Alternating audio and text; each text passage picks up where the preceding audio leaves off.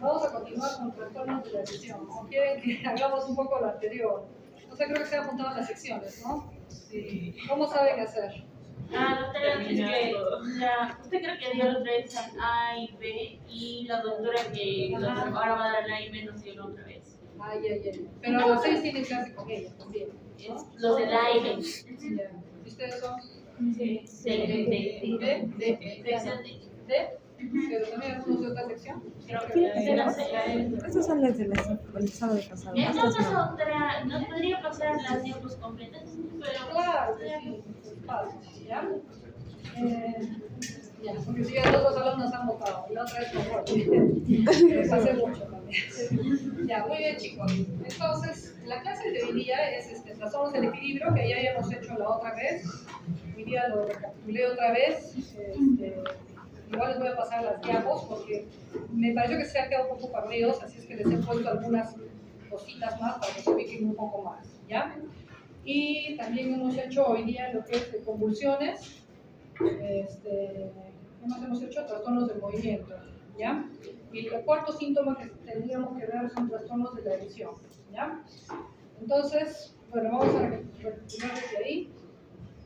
Los trastornos de la visión pues pueden ser de múltiples causas, ¿no? Como vemos aquí, cualquier alteración de las funciones visuales en cuanto a la agudeza visual, el campo visual, la visión de los colores, los movimientos oculares, ¿no? Que depende de los músculos extra o intraoculares, nos va a dar una alteración visual, ¿no? Por afecciones de las estructuras también, ¿no? Del globo ocular y los tejidos periculares, ¿no? Por ejemplo, un traumatismo ocular, laceración del ojo, ¿no? Alteraciones de la vía visual, también alteraciones de la motilidad ocular intrínseca y extrínseca, ¿no? Intrínseca, por ejemplo, el constructor de la pupila, ¿no? Extrínseca, bueno, los músculos de los ojos, ¿no? Recto interno, recto externo, ¿ok?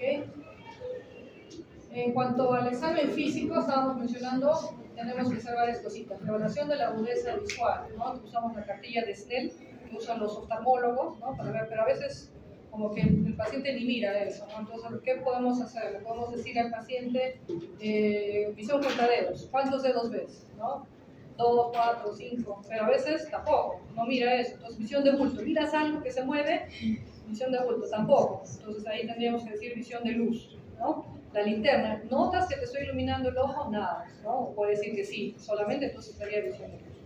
La evaluación del campo visual, podemos hacerlo por confrontación, ¿no? Tenemos dos campos visuales superiores, dos inferiores, o dos nasales, dos temporales, ¿no? ¿Okay? Superiores, inferiores. Acá nos puede ayudar también el oftalmólogo con la campimetría, que es un examen de oftalmología, ¿ya? Okay. Después vemos la evaluación pupilar, el tamaño, ¿no? Hay que comparar las pupilas, que sean del mismo tamaño, de la misma forma, ¿no? Es posible. El reflejo, vemos el reflejo fotomotor, el visual y la acomodación. ¿Qué es el DEPAR? El DEPAR es el efecto pupilar aferente que vemos en la pupila de Marcos Kahn, ¿no? Puede darse por afectación retiniana o por el nervio óptico, ¿no? Entonces, por ejemplo, acá, si estamos iluminando unos ojitos con la linterna, ¿qué debería pasar con la pupila? Debe contraerse, ¿no es cierto? Debe contraerse. Pero en este caso, pupila de Marcos Kahn, probablemente se contrae un poco, pero de ahí se dilata otra vez, ¿no? Se pone intensos. Entonces, la pupila de Marcos Kahn y el efecto pupilar aferente, ¿no? Acá vemos en la imagen el reflejo fotomotor, que vamos a iluminar, se contrae, y el contralateral también se debe contraer, ¿no es cierto? Ese es el reflejo consensual, ¿no? Y viceversa, si ilumino el otro también se debe contraer, ¿no? Y el reflejo de acomodación, que objetos lejanos, la pupila está más dilatada, si lo acerco, se va a contraer, ¿no? ¿Qué más? Debemos hacer la evaluación de los movimientos oculares, es decir, evaluar el tercer par, el cuarto y el sexto par, ¿no es cierto? Que van a tener una clase de pares craneales. También tenemos que hacer la evaluación del fondo de ojo. Tenemos que buscar el reflejo rojo, ¿no? Que es iluminar simultáneamente a 60 centímetros aproximadamente ambos ojos, ¿no? Entonces una simetría nos va a indicar una afectación de medios transparentes, ¿no? Vemos este es el reflejo rojo, correcto en esos tres casos. pero en nosotros no se encuentra reflejo rojo. Por ejemplo, mucho sirve los pediatras hacer esta prueba de reflejo rojo, porque puede haber cataratas en niños también, ¿no? Muy bien. Entonces, ¿qué causas puede haber de alteraciones visuales? Pues son múltiples. Acá es un poquito amplio. Vamos de la A a la F, ¿no? Vamos a empezar con la A. Entonces tenemos alteraciones del sistema refractivo y pérdida de transferencia de los medios, tenemos lesiones de la retina, podemos tener lesiones del nervio óptico, podemos tener también de los músculos, ¿no? Extrínsecos. Bueno, vamos a ir viendo de la A a la F. ¿Ya? Entonces, en A, alteraciones del sistema refractivo y pérdida de transferencia de los medios oculares. Entonces tenemos alteraciones de refracción. Ya ustedes la saben, ¿no? Puede ser miopatía, astigmatismo, hipermetropía, presbicia, que en algunos pacientes puede ser bien marcado, ¿no? Las miopías marcadas también. También podemos tener como causa alteración visual alteraciones de la córnea y de la película lagrimal, ¿no? Ojo seco, las queratitis, puede ser causa, ¿no? Se va a ulcerar la córnea, entonces no va a poder ver el paciente, a veces requiere un trasplante de córnea. Escuchado, puede haber trasplante de córnea. Y con eso mejorará un poco su vista, ¿no? El paciente. Entonces son causas también de alteración visual, ¿no? Ojo seco, queratitis, úlceras, depósitos de calcio, cobre, polisacáridos, inmunoglobulina, lípidos, estantes. Alteraciones de la cámara anterior y del ángulo iridocorneal. Puede haber uveitis, que se asocia a enfermedades autoinmunes, vasculitis, tuberculosis, uveitis, lipema, glaucoma, causa importante de ceguera. Alteraciones del cristalino, las cataratas, ¿no? La subluxación del cristalino, como se ve en el síndrome de Marfan. ¿Se acuerdan cómo era el síndrome de Marfan? ¿Cómo era? Veíamos los sí, también se veía Aracnodactilia, ¿no? También la puede haber. articulación. Ajá. Y bueno, puede haber también la subluxación del cristalino. ¿Ya? Alteraciones del humor vítreo, desprendimiento del vitrio, el cuadro clínico va a ser con visión de moscas volantes, la mioresopsias, hemovitrio o por retinopatía diabética. Entonces acá algunos trastornos de la visión, quizás los dos primeros no se asocian tanto a pérdida visual. Acá es un anillo de Kaiser-Fleischer, de Guy Wilson, que hay que reconocerlo siempre, depósitos de cobre. Acá un arosenil, ¿no es cierto?, depósitos de lípidos. Vemos un nivel ahí con sangre, ¿no? ¿Cómo se llama? Lipema, ¿no? Acumulación de sangre en la cámara anterior. Catarata, una catarata más completa, y acá la subluxación del cristalino, ¿no? Vamos a B. B, alteraciones de la retina. Pueden haber alteraciones vasculares, degenerativas, inflamatorias, por desprendimiento de la retina, ¿no? Vasculares, por ejemplo, retinopatía diabética, trombosis de la vena, oclusión de la arteria central de la retina. La arteria central de la retina, si se ocluye, pues es una emergencia oftalmológica, porque la pérdida visual va a ser importante, ¿no? Degenerativas, por degeneración macular, ¿no? Por la edad, eso sí es frecuente por la edad. A veces lo operan de la catarata, pero igual no miran, porque ya tenía además degeneración macular el paciente, ¿no? Entonces eso tienen que hablar bien claro el oftalmólogo, ¿no? Okay. Inflamatorias, poliuretinitis, de repente por toxoplasmosis, desprendimiento de retina, separación de las capas de pigmentaria de la neurosensorial, ¿no? Con miodesopsis. Acá abajo tenemos imagen también de una retina sana y cómo es una retina en una retinopatía diabética, ¿no? Que puede ser de dos formas, una no proliferativa y una proliferativa, ¿no? Con formación de nuevos vasos, hemorragias, ¿no? Okay. Pasamos a C, alteraciones del nervio óptico, ¿no? Es otra causa, ¿no? De alteraciones visuales. Vamos a ver que la porción intraocular, del nervio óptico es la papila, se observa en el fondo de ojo, ¿no? ¿Qué es lo normal? Ver una papila redondeada, rosadita, con una depresión central.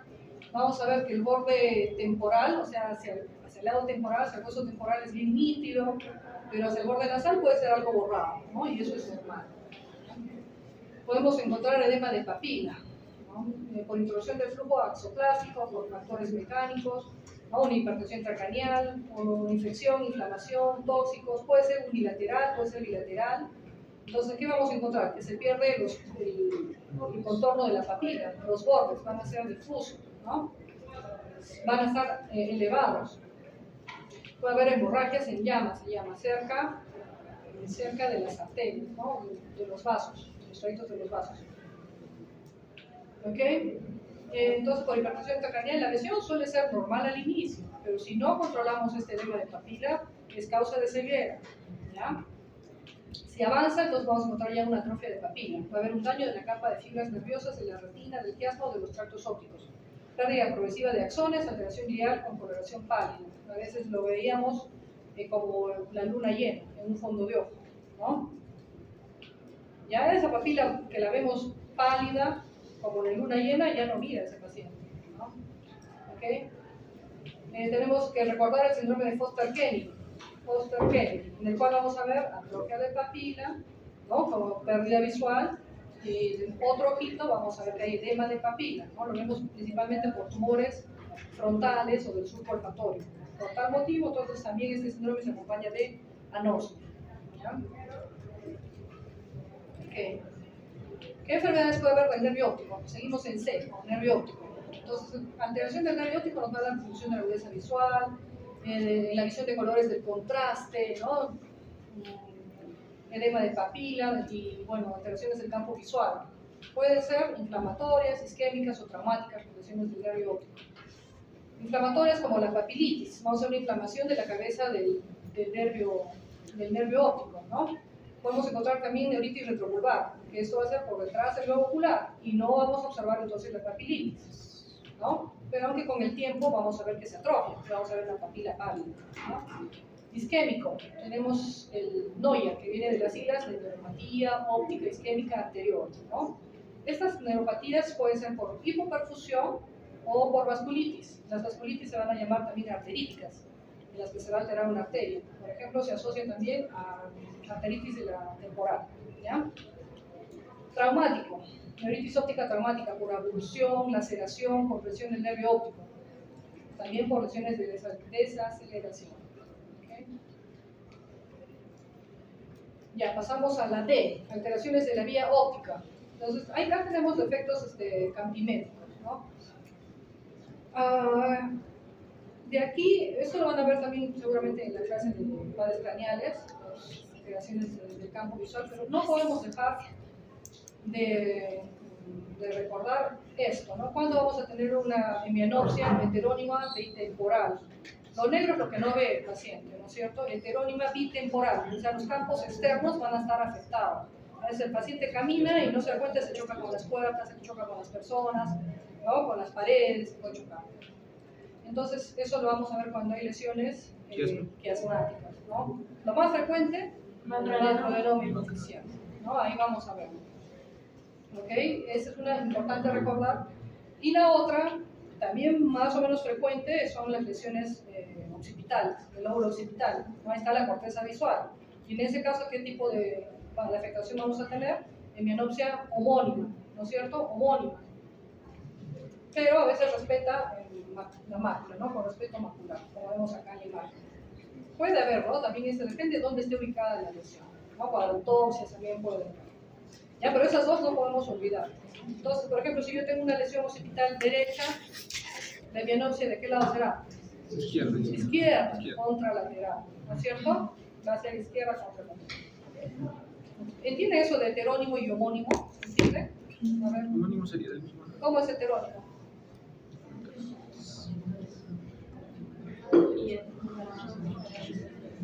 Heterónimo es así, ¿no es cierto? Ya.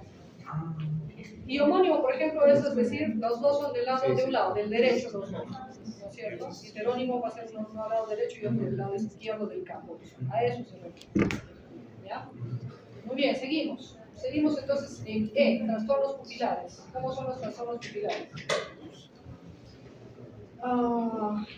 Anisocoria, ¿no? Anisocoria vemos aquí clarito, una pupila biótica y la otra pupila hidriática. Ya eso es anisocoria, ¿no es cierto?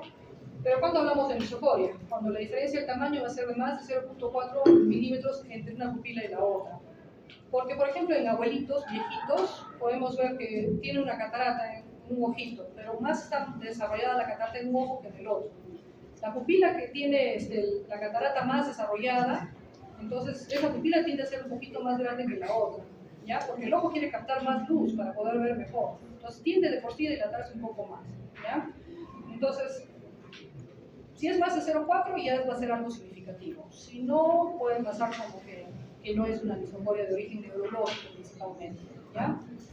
Otra cosa, la discoria. ¿Qué es la discoria? Es la deformación de la forma. La forma, ¿no?, de la pupila. Por ejemplo, a veces nos llaman de emergencia. El paciente viene por cefalea por cualquier otra cosa que parece una tensional, ¿no? Pero tiene anisocoria, nos ponen. Entonces vemos, ay no, pero es un ojo operado, pues ya está operado ese ojito, no se preocupen, tranquilos. Entonces no se olviden, ¿no?, de la discoria, ¿no? Una pupila puede quedar deforme, más grande que la otra por causas oftalmológicas, ¿ya? Muy bien, entonces causas de dilatación pupilar, afectación del tercer par craneal, síndrome de ADI y fármacos. La afectación del tercer par craneal, se lo he puesto con una flechita porque es importante que lo recuerden, ¿ya? Puede ser completa o incompleta, la parálisis del tercer par. ¿Cuándo se llama completa? Cuando está acá en la clasificación de dilatación pupilar, ¿no? Si es completa es compromiso pupilar, entonces hay midriasis, ¿ya? Si es incompleta, probablemente un tercer par viene así, ¿no es cierto? Con ptosis palpebral, ¿no? ¿Ok? Completa venía con miosis, creo, pero no, midriasis. La completa viene con dilatación, acá está, con dilatación pupilar, ¿ya? Exactamente, la incompleta, las pupilas están normales y soportan. ¿El reflejo fotomotor no está dañado en el incompleto? En el incompleto, no necesariamente. ¿En qué lo vemos frecuentemente? En diabetes, ¿no? Así porque Una oftalmoparesia del el tercer vaso par. lo que está... Así es, ¿no? Entonces, ¿a qué voy? Si es completa, compromiso pupilar, midriasis, sospecha de aneurisma de la arteria comunicante posterior. ¿Ya? Si les toca un caso así, tienen que referirlo. Neurocirugía. Está en su serum y les toca así, la pupila está dilatada. No, eso hay que descartar que no tenga aneurisma de la arteria comunicante posterior. ¿Ya? Es muy demarcado también el completo, porque creo que comprimía el río. Claro, ¿no? Una herniación transtentorial en pacientes con trastorno ya de conciencia, pero un paciente con una simple oftalmoparesia del tercer par craneal aparentemente, que esté bien despierto, lúcido, entonces hay que pensar en esto del aneurisma. Pero si ya ese paciente tiene compromiso sensorio, está herniado, ¿no?, una hernia transtentorial, también te va a dar una dilatación pupilar, ¿ya? Ok, el síndrome de ADI. El síndrome de ADI va a ser unilateral en mujeres jóvenes más frecuentemente, suele ser agudo, alrededor de los 20, 25, 30 años, suele ser benigno, ¿no? El paciente va a tener una visión borrosa, fotofobia, porque la pupila va a estar dilatada, ¿ya? Pupila tónica de ADI, le llamo. Entonces la luz le va a molestar, la visión va a ser borrosa, cercana principalmente, ¿no? Pupila midriática y pobre reacción a la luz, ¿no? Por ejemplo, en esta paciente que vemos acá, tiene anisocoria, pero podría ser que tiene un ADI, ¿no? De una pupila que está dilatada, ¿no? Se ha descrito casos en que puede ser asociado a un virus, pero suelen tener son causas benignas y que a veces pues, lo que se les da son gotitas para contraer un poco la pupila si le molesta mucho, ¿ya? Fármacos, por ejemplo, ¿no? Una vez me tocó ir a pediatría a evaluar a un niño, ¿no?, que tenía compromiso de sensorio y lo veo las pupilas así dilatadas. Y yo, ¿qué ha pasado con ese paciente? Ya, pues, no, ya este paciente se va al nacional, todo. Igual se ha ido porque tenía hidrocefalia. Acá, no sé si con alguno de los chicos estuve. Entonces, pero leyendo la historia, justo antes que yo lo vea, lo había visto el oftalmólogo y le había hecho sus botes para dilatar las pupilas y hacer sus botes, ¿no? Entonces, eso también hay que preguntar. Le he hecho gotas, lo primero, también preguntar, ¿no? Ahora, causas de constricción pupilar, ¿no? El síndrome de Horner, el síndrome de Hill-Robertson y fármacos. El síndrome de Horner, ya ustedes lo saben, tosis, miosis, ¿no? Anhidrosis, y puede ser por una lesión simpática en cualquier parte de su recorrido, ¿no? El tronco cefálico, médula espinal, cara simpática, cervical, o en la arteria carótida interna, o el seno cavernoso, ¿no? Tosis, miosis. Ok. El síndrome de Hill-Robertson es una pupila pequeña, irregular, ¿no?, que no reacciona a la luz, pero sí a la acomodación. Puede ser por infección por sífilis, diabetes, una neuropatía alcohólica, también, Doctora, ¿no? dice creo que se hacía el reflejo con el motor y no había la dilatación contracción, y cuando se le pedía acomodar con el que recién viene acá o acá, ahí se le acomodó, creo que había un signo que se le podía hacer y era para sífilis especial. Ya, sí, es posible. A ver, muy bien. Entonces, pupila pequeña, irregular, no reacciona a la luz, ¿no? Pero sí a la acomodación, como estás diciendo. Correcto. Entonces, fármacos también, ¿no? Opiáceos, la heroína, ¿no? Nos va a dar pupilas pequeñas y reactivas. En la UCI, por ejemplo, paciente que está sedado, las pupilas van a estar hipnóticas, está con midazolam. Ok, tranquilo, solo es la sedación, ¿no? Aquí hay una excepción, la cocaína va a producir hidreasis, ¿ya? ¿Ok? Muy bien. Ya estamos en la F. Trastornos de la motilidad ocular extrínseca con diplopia y sin diplopia. Entonces, vamos a ver, con diplopia. Si es monocular, ¿cómo sabemos si es monocular? Porque le tapamos un ojo y no desaparece. Exacto. Entonces le tapamos un ojito, ¿no es cierto? Le digo, ¿sigue mirando doble o no? Sí, te puede decir. Entonces, ok, Carlos tampoco. ¿Ya? Si sigue mirando doble, algunos me dicen miro triple, pero no tiene 3 ojos, ¿no? Pero es posible, es posible. Está escrito, ¿no? Causas oculares, astigmatismo, cataratas. Hemos visto un paciente joven de 40 años, no pensábamos, pero al final fue catarata. Solución de cristalino, hemorragias con desprendimiento de la retina, ¿no? Y para neurología sí nos interesa la que es la diplopia binocular, por alteración de la motilidad ocular, ¿no? Los dos ojos tienen que ir a la vez, ¿no? Juntos, para arriba, para abajo, para donde vayan, tienen que ir juntitos. Ok, entonces una imagen al costado de otra, ¿no es cierto? Puede ser al costado o por encima también, ¿no? Puede ser mayor cuando mira hacia lo lejos o también más se manifiesta cuando es en la visión cercana, ¿no? También hay que ver si es fluctuante. Por ejemplo, ¿quién nos podría dar una diplopia fluctuante? Cuando viene también con tosis palpebral fluctuante. ¿Qué enfermedad? La miastenia, ¿no es cierto? La miastenia nos puede dar una tosis fluctuante, ¿no? A veces temprano, en la mañana, amanece bien. Va pasando las horas, media mañana se va cayendo el párpado, ¿no? Descansa en la tarde y otra vez está mejor, ¿no? Igual la diplopia, por ratos veo doble, ¿no? También puede ser miastenia. Si hay otros signos neurológicos, bueno, observar los párpados, como estábamos diciendo, las pupilas, ¿no? Y la inclinación cefálica, ¿no? En un cuarto par puede haber la mirada patética, ¿no? Ok.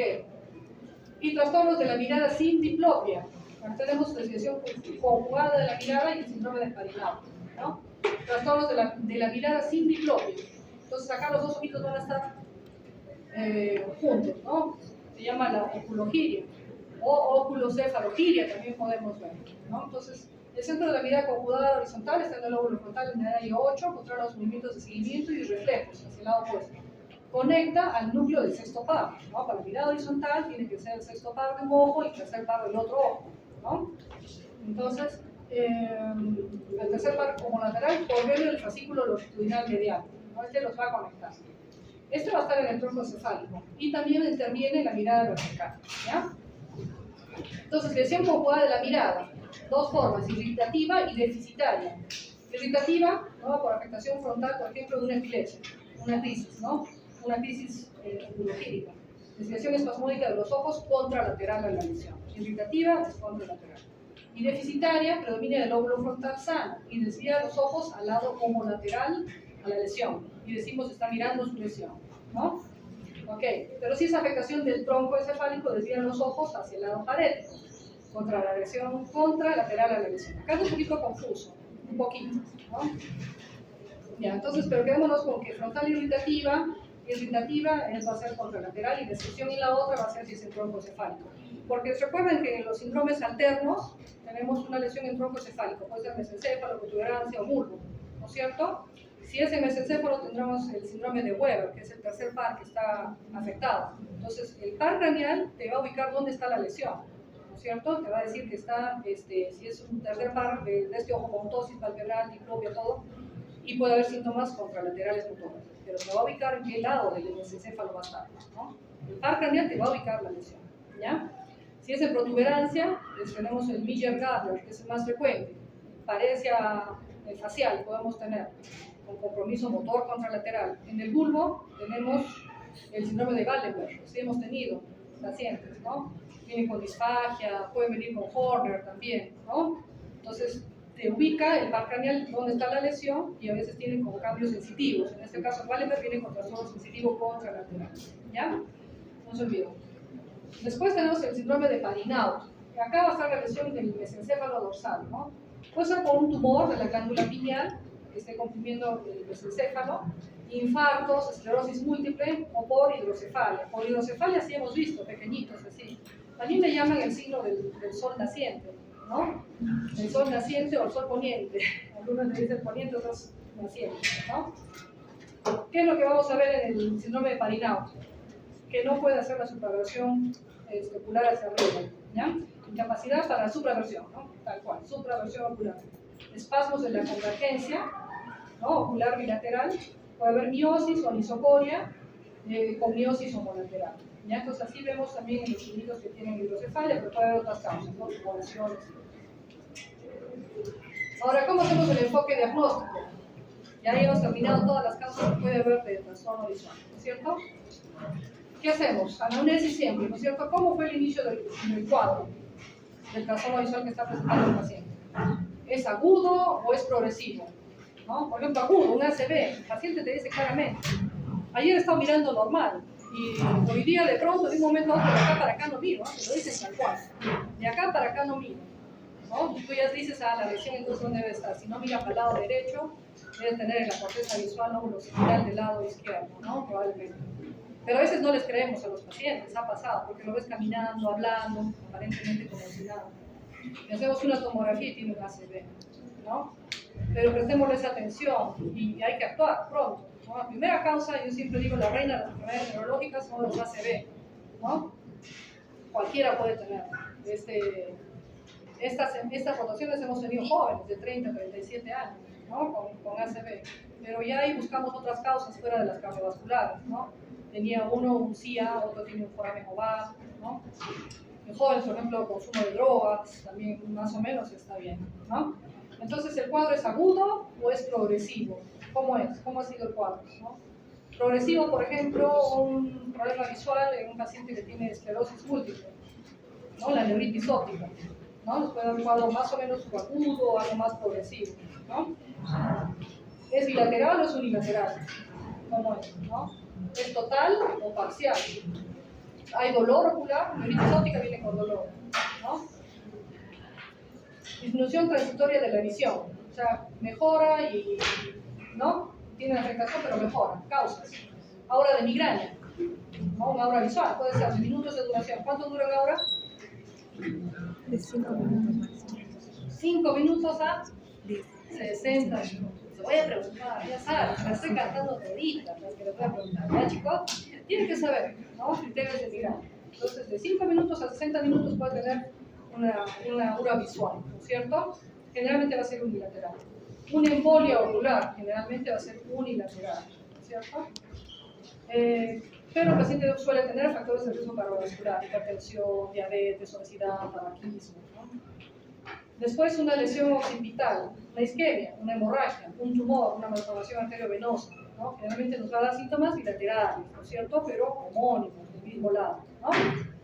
Crisis epilépticas, también puede tener síntomas, hemos visto, ¿no? Dependiendo de dónde esté el foco epileptógeno, va a ser los síntomas de un aura, por ejemplo, que mire, ¿no? Una visión de pronto de color rojo, ¿no? Dicen más que nada las auras epilépticas de lóbulo occipital, ¿no? Ok, ¿qué pasa? También tenemos un paciente con una disminución aguda, pero persistente, unilateral en la visión. Lo que estábamos diciendo, ¿no? Puede tratarse de una neuritis óptica, una neuritis retrobulbar, ¿no? Una neuritis óptica, por ejemplo, en jóvenes, ¿no? 20, 40 años, más en mujeres, unilateral. Acá lo típico es el dolor, no se olviden. Pérdida visual joven, con dolor, un ojo, piensa en neuritis óptica. Piensa en esclerosis múltiple, hay que descartar. Puede haber primariamente solamente neuritis óptica, pero hay que hacer seguimiento suficiente, porque puede desarrollar más adelante la neuritis óptica, ¿no? Entonces puede tener afectación en la visión de colores, puede tener el DEPAR, ¿no? ¿Qué era el DEPAR? El efecto pupilar aferente, que lo iluminamos con la linterna, se contrae un poquito, pero después otra vez se dilata, ¿no? Entonces lo vemos en lesiones disminuizantes, hay que solicitar la resonancia magnética cerebral, resonancia de los nervios ópticos, que pueden estar inflamados también en neuritis óptica, y potenciales de bloqueados visuales, ¿no? Que también nos va a dar alteraciones. La onda P100 va a estar no en 100, sino hasta en 117, 120, va a estar atrasada la latencia de esta onda, ¿ya? No vamos a ver papilitis, o sea que en el fondo de ojo podemos verlo normal, de pronto. Solo un tercio de los pacientes puede ser que tenga papilitis, que se vea inflamada la papila, ¿no? Entonces, y bueno, se puede asociar cuando hay papilitis a infecciones. La neuritis retrovulvar, aislada o asociada a proceso desmineralizante, puede ser viral, vasculítico o granulomatoso, ¿ya? Por procesos tumorales también, gliomas, meningiomas, como vemos acá en la imagen, ¿no? Un tumor del nervio óptico. Entonces, estos pueden tener afectación del campo visual altitudinal o central, ¿ya? O sea, altitudinal se refiere que de pronto hemos dicho que un ACV occipital puede tener una hemianopsia homónima, ¿no es cierto?, de un lado, ¿no?, del lado contralateral a la lesión. Altitudinal quiere decir que es de manera, ¿cómo les digo?, vertical, ¿no? De la parte de arriba no miro y de abajo sí. A eso se refiere a este tipo de alteraciones, altitudinal o central, ¿ya? En todo caso, siempre hay que pedir resonancia cerebral para ver mejor, ¿ya? Porque puede una tomografía no va a salir. Con contraste, ¿eh? Cuidado con contraste, ¿no? Para ver la captación de contraste. ¿Qué más? En cuanto al enfoque diagnóstico, una oclusión venosa retiniana, ¿no? Entonces estamos en causas de disminución aguda y persistente. Estamos viendo neuritis óptica, neuritis retrovulvar, una oclusión venosa retiniana, causa más frecuente de alteración visual unilateral. No hay dolor, en el fondo de ojo vemos obstrucción del flujo venoso de la vena central de la retina o los ramos. Hay tortuosidad, hemorragias intrarretinianas y manchas algodonosas, ¿ya? En el fondo de ojo, ¿qué vemos? Dos arterias y una vena. Y la vena tiene latido. Contrariamente, es la única vena que tiene latido pobre, ¿ya? En el fondo de ojo. Oclusión de la arteria central de la retina. Esta es una reconvergencia, ¿no? Va a ser una disminución severa de la agudeza visual, ¿no? Unilateral. No hay dolor que le alerte. Y el paciente, como no tiene dolor, a veces viene días después, ¿no? ¿En eso tiene amaurosis agudas? Podría ser, ¿no? Podría ser, pero después puede venir con algo ya más instalado, ya no va a ser fugaz, sino va a ser algo más permanente, ¿no? Tiene el DEPAR también, defecto pupilar aferente, en el fondo de ojo, palidez generalizada de la retina. Todo va a estar pálido, ¿no? En este caso, vamos a ver que la zona de la mácula como que se va a respetar un poco más, ¿no? Porque la irrigación está fallando de la retina, ¿no? Neuropatía óptica isquémica anterior, el NOIA, que decíamos, NOIA, ¿no? Que era por hipoperfusión y vasculítica, ¿no es cierto? Este vamos a verlo en pacientes mayores de 60 años con factores de riesgo cardiovascular, ¿no? Vamos a tener que el paciente también presenta disminución severa de la agudeza visual. También hay DEPAR, ¿no? Defecto pupilar referente, edema de papila, con hemorragias y alteración del campo visual altitudinal. Tampoco hay dolor que alerte al paciente, ¿no? Hemos visto forma arterítica o vasculítica, arteritis de la temporal, más en mayores, fiebre por ahí, ¿no? Un día sí, un día no, ¿no? Decaimiento, hay algo de cefalea temporal, la ubicación de la mandíbula, ¿no? Y vamos a encontrar pacientes que pueden tener anemia, leucocitosis, la BSG elevada y el PCR también elevados, ¿no? La biopsia se hace por el diagnóstico se hace por biopsia de la arteria temporal, ¿no? El diagnóstico. También en el ecodoppler podemos medir el signo del halo de la arteria temporal, ¿no? Se va a ver la inflamación. El diagnóstico final es por biopsia, ¿okay? Ahora, disminución aguda persistente bilateral de la visión, en este caso ahora bilateral, ¿ya? Generalmente lesión quiasmática y retroquiasmática con afectación del campo visual, ¿ya? Entonces, lo que estábamos hablando, ¿no? Las hemianopsias homónimas, por alteraciones vasculares isquémicas o hemorrágicas, también por tumores o traumatismos craneales, ¿no es cierto? ¿Qué ven en esta imagen de tomografía? ¿Podrán ver? Isquemia, doctora, isquemia. Una isquemia, ¿no? Hay una hipodensidad, ¿en qué región? De la occipital. ¿De qué lado? Derecha. ¿Derecho o izquierdo? Izquierda. ¿De qué lado es? ¿Izquierdo? Derecho. Pues ahora las imágenes van a ver las inclusiones, ¿ya? Ya, entonces, la hemianopsia, ¿de qué lado va a ser? Izquierda, ¿no? Entonces acá donde hemos puesto X, no mira, solo mira así, de este lado, ¿ya? Eso es una hemianopsia homónima contralateral a la lesión, ¿no es cierto? ¿Ya? Ok, pero podría haber una hemorragia, también ahí, podría haber una hemorragia.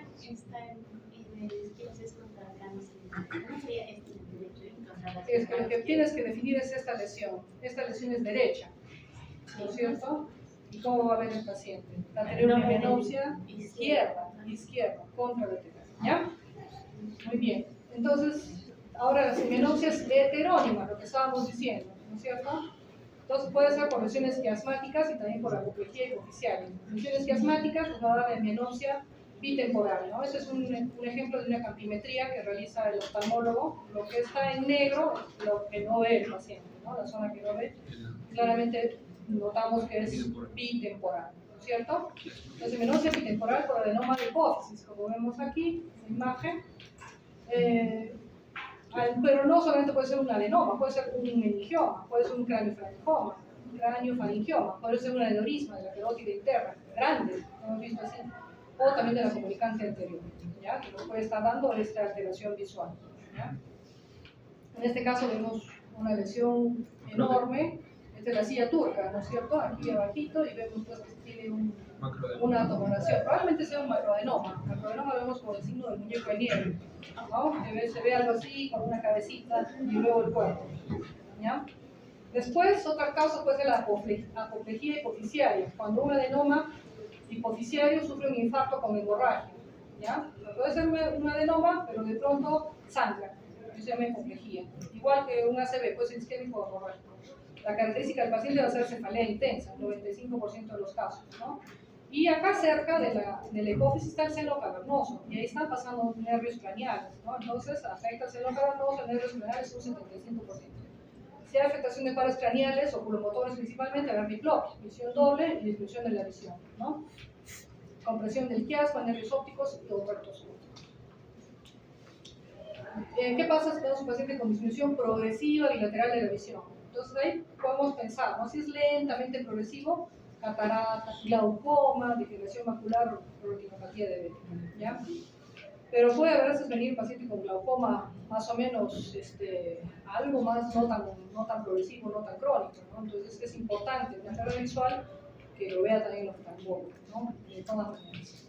Entonces, por catarata, glaucoma, degeneración macular o retinopatía diabética. El enfoque diagnóstico, seguimos si hay diplopia. Si hay diplopia binocular, ¿no? Ya hemos dicho, ustedes habían dicho, desaparece el tapado ojo, ¿no? Esta se va a dar por alteraciones de los músculos extraoculares, ¿no? De la órbita, de los nervios oculomotores o del tronco cerebral, ¿no? Entonces tenemos causas musculares y la placa neuromuscular, ¿no? Causas musculares y de la placa neuromuscular. Diplopia fluctuante, lo que estábamos comentando, miastenia gravis. También puede haber orritopatía distiroidea, ¿no es cierto? Que es una enfermedad autoinmune, o retracción palpebral, proptosis de los ojos, ¿no? Hipertiroidea, lo más probable, ¿no? Acá vemos la tosis palpebral en miastenia gravis, ¿no? Causas orbitarias, también pseudotumor orbitario, fracturas de la órbita, también nos puede dar diplopia. Compromiso de los nervios craneales, que ya lo estábamos mencionando, ¿no? El tercero y sexto par, lesiones de los senos cavernosos, el síndrome de Miller-Fisher. ¿Alguien sabe cómo es el síndrome de Miller-Fisher? Miller-Fisher es una variante del síndrome de Guillain-Barré. Guillain-Barré es conocido que es ascendente, ¿no? Es una poliradiculoneuropatía, pero es una variante de Miller-Fisher que empieza con pares craneales. Oftalmoplejía, ataxia y arreflexia, ¿no? Es la triada. Compromiso del tronco encefálico, tumores del tronco encefálico, enfermedad cerebrovascular, ¿no? Oftalmoplejía internuclear. La oftalmoplejía internuclear se da por cuando falla el fascículo longitudinal mediano. Hay un síndrome muy interesante que se llama el síndrome del 1 y medio, un ojo y medio afectado, ¿no? No puede hacer los movimientos horizontales, conjugados, ¿no? Un ojo puede y el otro no, se llama síndrome del 1 y medio, ¿ya? Va a ser ese tronco. Ya con esto acabamos, que está chiquitito. Dolor, hormigueo, adormecimiento. Entonces, los trastornos sensitivos constituyen motivo de consulta frecuente. Si bien en los pacientes se me adormecen las manos, se me adormecen los pies, ¿no? Es un poco difícil también a ver de qué será esto, ¿no? Puede estar asociados a debilidad y compromiso de esfínteres. Si hay esto, entonces piensen en lesiones medulares, ¿no? Debilidad y compromiso de esfínteres. Ahí la cosa está más complicada, más seria, ¿no? Puede expresarse como dolor, hormigueo o adormecimiento. Entonces, la sensación somática se clasifica en sensibilidad superficial o escleroceptiva. Tenemos que evaluar tacto, dolor, temperatura, ¿no? Necesidad profunda, proprioceptiva, sensación, posición, movimiento pasivo, ¿no? A veces le decimos al paciente, ¿cómo está su dedito? A ver, cierra los ojos, le voy a tocar un dedito, ¿no? Propriocepción. Si reconoce o no su propio cuerpo, a ver las manitos, este es el primer dedo, segundo dedo, tercero, cuarto, quinto, ¿no? Le decimos así, a ver, cierra los ojos, ¿qué dedo le estoy tocando? ¿Cómo está el dedito? ¿No? Me está tocando el segundo dedo o el dedo índice de la mano izquierda, correcto, ¿cómo está el dedito? Para arriba o para abajo, ¿no? Es el movimiento pasivo. Vibración con el diapasón podemos hacer, dolor y presión profunda también, ¿no? Entonces hay que hacer algunas definiciones. En neurología, como les comenté la otra vez, no sé si estuvieron en la otra clase, siempre vamos a escuchar los síntomas positivos o síntomas negativos, ¿no? Síntomas positivos, exageración de una función, o sea, la que puede ser más irritativa, y negativos, deficitarios, ¿no? Como decíamos, el aura visual de migraña puede ser síntomas positivos, veas lucecitas, ¿no? Centellos, centellantes, luces de colores en zigzag, ¿no? Síntomas negativos, la pérdida de una zona, ¿no? Disminución de la función. Entonces, ¿qué serán parestesias? Estos términos hay que conocer. Sensaciones espontáneas, anormales, dolorosas o no, al comprimir un nervio, ¿no? Puede ser hormigueo y pinchazo, ¿no? ¿Qué serán disestesias? Sensaciones anormales, desagradables en relación a un estímulo. ¿Qué será hipoestesia? Disminución de alguna o todas las modalidades sensitivas. Anestesia, pérdida de todas las modalidades sensitivas. Hiperpatía o hiperalgesia, es una respuesta exagerada a un estímulo doloroso. Duele, pero no se supone que debería doler tanto. Hialodinia o hiperestesia, ¿no? Es la distorsión de la sensibilidad, ¿no? Aumentada, dolorosa ante estímulos no dolorosos, como por ejemplo el roce de la sábana o de una pluma, de la misma ropa, que puede producirle dolor al paciente, ¿no? ¿Cómo hacemos la anamnesis? Hay que preguntar, ¿no? Esto es agudo, ¿desde cuándo está? ¿No? ¿Desde cuándo tiene la molestia? ¿O es crónica? ¿Desde cuándo? No es reciente. Por ejemplo, un Guillain-Barré puede empezar con hormigueo en los pies, pero de pronto todavía no estamos viendo que empieza el déficit motor, ¿no? Todavía no. A veces el paciente, si es un día, 2 días que tiene el hormigueo, se lo puede aguantar, pero si empieza a ver que hay debilidad, ahí sí va a venir al hospital, porque ya no puedo caminar, me estoy tropezando, antes me ponía con facilidad mi zapato, ahora como que mi pie está torpe, ahí va a venir, ¿no? O es crónico, poquito a poco, como en la neuropatía diabética, ¿no? Poquito a poco sí ya sentía, pero ahora está peor, ¿no? ¿Y cómo es su presentación? ¿Es bilateral? ¿Es unilateral? ¿Es generalizado o es focal? Solo una mano, ¿no? Pues a veces solo una mano. Entonces hay que preguntar, ¿no? ¿En qué trabaja? De repente es un túnel del carpo, ¿no? Que hemos dicho que es más ocupacional, ¿no? La edad también del paciente, si tiene diabetes o otros trastornos metabólicos. Solo una manito, se le adormece, le examinas, aparentemente no tiene nada, pero trabaja, es cosmetóloga, para cepillando los cabellos ahí todo el día, mucho trabajo manual, ¿no? ¿Cómo es? Es más en la noche, ¿no? Entonces ya te va orientando el diagnóstico a qué puede ser, aunque es algo subjetivo, porque no puedes ver algo objetivo en sí muchas veces, ¿no? Como la presentación. Enfermedades asociadas, como hemos dicho, metabólicas, diabetes, hipotiroidismo. A veces con los síntomas del paciente detectamos otras enfermedades a veces raras, por ejemplo, amiloidosis. Tuvimos un caso con compromiso cardiológico con el doctor González, presentaron un caso y proyectan una electromiografía que le habíamos hecho en el servicio de neuro. Esa electromiografía la hice yo, y tal cual. Tenía polineuropatía y túnel del carpo, que se asocia también a esos cuadros de amiloidosis, ¿no? Son transitorios o recurrentes, recidivantes o progresivos, ¿no? Una neuropatía diabética va a ir empeorando, ¿no? Recidivantes, túnel del carpo, no, se me pasó 2 noches que no me molesta, pero la tercera otra vez, ¿no? Está apareciendo, ¿no? Es transitorio o recurrente. El examen físico, tenemos que explorar el tacto, ¿no? La sensibilidad táctil, dolor, temperatura, la vibración, reconocimiento de posición de segmentos, o sea, la superficial y la profunda. Es un poco difícil y complicado, ¿no? A veces pues hay que desnudar al paciente, echarle una camilla, a veces no hay tiempo, a veces pedimos los exámenes auxiliares, ¿no? De repente una electromiografía para ver si tiene algo o no, pero la electromiografía no nos va a sacar todo, ¿no? El diagnóstico, por ejemplo, de una neuropatía diabética debe ser clínico, porque yo en la electromiografía estoy viendo el nervio mediano, el cubital, el peroneo, el tibial, pero el nerviecito que está del dedito gordo del pie, pues así tan precisamente, pues no, yo veo un nervio grande, ¿no? Entonces el diagnóstico debe ser clínico, ¿no?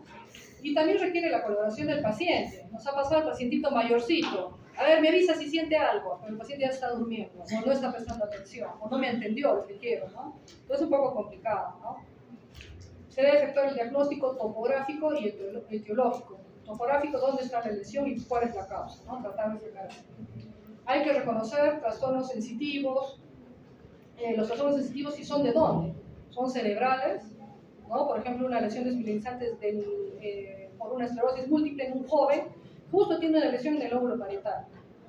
Entonces puede venirme con ciertos síntomas sensitivos, ¿no? Si están en el tronco encefálico, si son medulares, si son de raíces nerviosas o de un tronco nervioso. Un tronco nervioso se refiere a un nervio, ¿no? Es un nervio mediano, cubital o radial. Los reflejos nos pueden orientar también a la topografía, ¿no? ¿Dónde está la lesión? ¿No? Si encuentro los reflejos disminuidos, me orienta para central o periférico. Disminuidos. Periférico. Una polineuropatía va a ser periférico. Si es una radiculopatía, periférico, reflejos disminuidos. Un Guillain-Barré, reflejos disminuidos, es periférico. Una esclerosis múltiple, central, reflejos aumentados, ¿no? Probablemente van a estar así. ¿Ya? Entonces los reflejos nos pueden ayudar. Puede haber otras causas, ¿no? Causas emocionales también. Pacientes, ya no les decimos psiquiátricos, les decimos más funcionales, ¿no? Pero es lo último que tenemos que decirle al paciente que vaya a psiquiatría, es lo último, ¿no? Primero descartar que no tenga nada orgánico, y a veces hay sorpresas. El paciente era psiquiátrico y a la vez tiene Guillain-Barré, a la vez tiene otros problemas de salud, ¿no es cierto?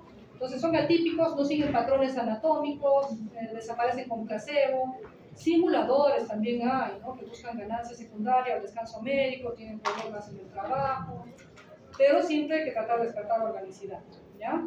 Trastornos metabólicos, hipocalcemia, alcalosis metabólica, parestesia localizadas distalmente en extremidad. Nos va a dar, ¿no? Esos trastornos metabólicos nos pueden dar, ¿no?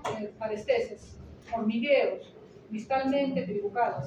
También en alcalosis respiratoria por hiperventilación y ansiedad, ¿no? A veces estados tensos por un examen ya se nos estaba reciendo la mano, la barriga, la boca, un poquito, ¿no? Enfermedades desmineralizantes, como decíamos, esclerosis múltiple puede producir trastornos sensitivos y bueno, hay que hacer exámenes auxiliares para definir, ¿no? Y nada más, hemos terminado, vamos a ampliar seguramente ya ustedes en la parte de examen físico de la parte sensitiva. Les dejo esta clase, estudien mientras otros están durmiendo, trabajen mientras otros están holgazaneando. Prepárense mientras otros están jugando y sueñen mientras otros están deseando. Gracias chicos.